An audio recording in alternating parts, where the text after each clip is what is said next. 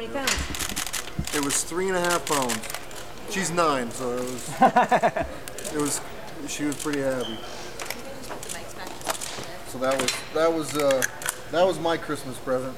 I mean, what else can I have? You know, I got my health, and I got a big fight coming up, and I don't need anything. Me and my wife, we just exchanged hugs and blessings, and that was it. You know. Why do you fight? I mean, obviously it's not for money as much anymore. What is it that motivates you to fight? I like it, you know. I mean, I like doing it. You know, I think it's just, you know, last summer I got to be on my farm and be me and be a farmer, but I enjoy that. But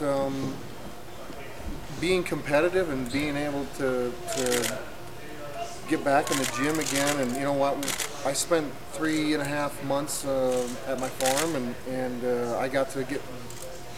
I mean, I got to get down and dirty and do physical labor, you know, of farming and recover, and it was more therapy for me. And then I was like, you know, I'm not ready to be done, you know. Yeah, you know, I've made a little bit of money here and there, but at the end of the day, you know, I think it's my identity. It's who I am. It's what I want to be, and you know. Are you as competitive, like say, when you're farming and you're trying to sell your stuff? Are you as competitive in that aspect of your life as you are in the fight? I am. I'm competitive in everything except for you know, horseshoes and hand grenades. But I don't know. It's you try not to, you know, not as much. You know, it's my hobby.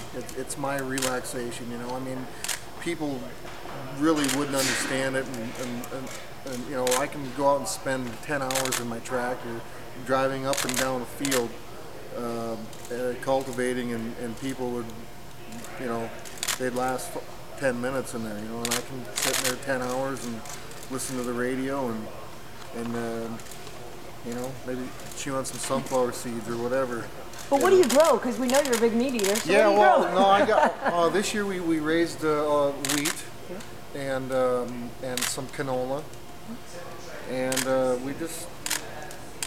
we sold our wheat, and we're always hoping for a better commodity market than what it is. But you know, farming is gambling, and I'm not a big gambler. In fact, I hardly gamble when I come to Vegas. So.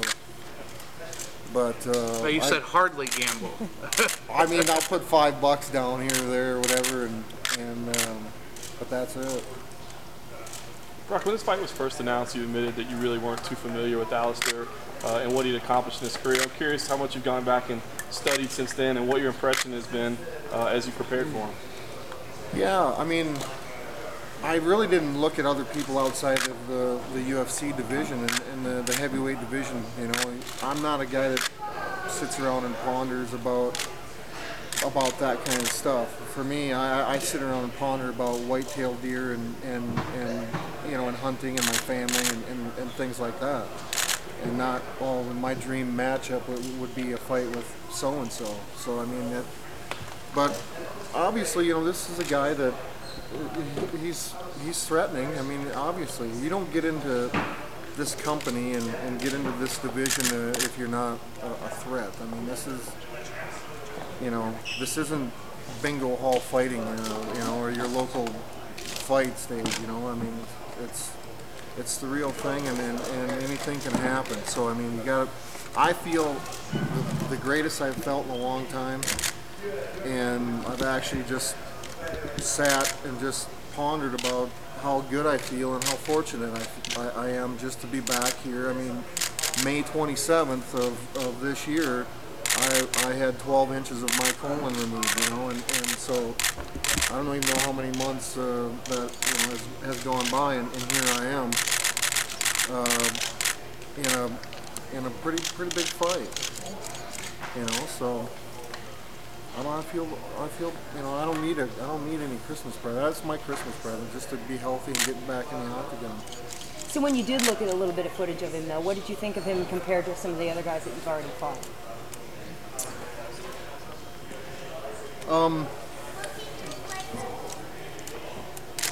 Honestly, I really don't say. Well, I mean, we look at tendencies. We look at who he's fought, who he's won against. We look at, we really break the fighter down. We don't. I'm not analyzing Alistair as a person. I'm analyzing him as a fighter, and so we break down, his how he moves, and we want my guys to mimic that, and we focus on how we can, nullify certain things and control this fight, and that's how I look at things. I don't look at it like, well, yeah, he's got a good jab, or we gotta, we approach it very professionally. Brock, do you think he's going to be able to mimic in training camp somebody having your quickness in terms of wrestling? We've talked a lot about the wrestling before, but it seems like for a big man, there's very few guys that are as quick on a shot as you are. Is that something you think he can mimic? You don't get to sit here and be me by trying. There's nobody else out there. I've got the best heavyweights in my gym. Cole Conrad, John Madsen. I think Pat Barry's probably, as far as striking goes, this guy, when he first got to my gym, ran circles around me, and now we're banging, and it's lookout time, And so having a guy like Pat in my gym to stand in front of me and to mimic Alistair, and I don't think he really understands. I mean, the UFC, this is the best of the best, and I think I'm one of the best heavyweight fighters out there, and I can honestly say that because I wouldn't be sitting here if it wasn't true. So when you look at the rankings, yeah, Junior's got the belt, but I mean, it's just one solid punch or one solid submission away from losing it, and that's this game. I'm gonna go out and try to win Friday, and do the best job that I can do, and to put me in that position to face Junior. It started, my picture in Junior used to be right there, and I was prepared for that fight, and but I had a hurdle to go over, and that's life. We'll take one more question, guys.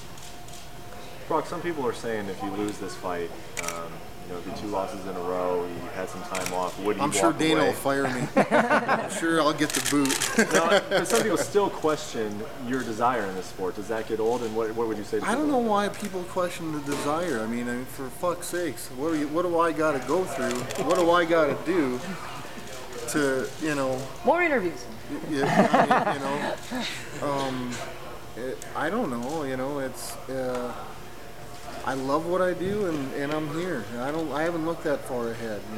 I'm sure. I'll maybe get. I don't know. I don't really envision that. I see myself winning. I see myself like this. My hand raised. Thanks, guys. Thank you. See you Friday night. Thanks. Or at the press conference. Talk about the same stuff.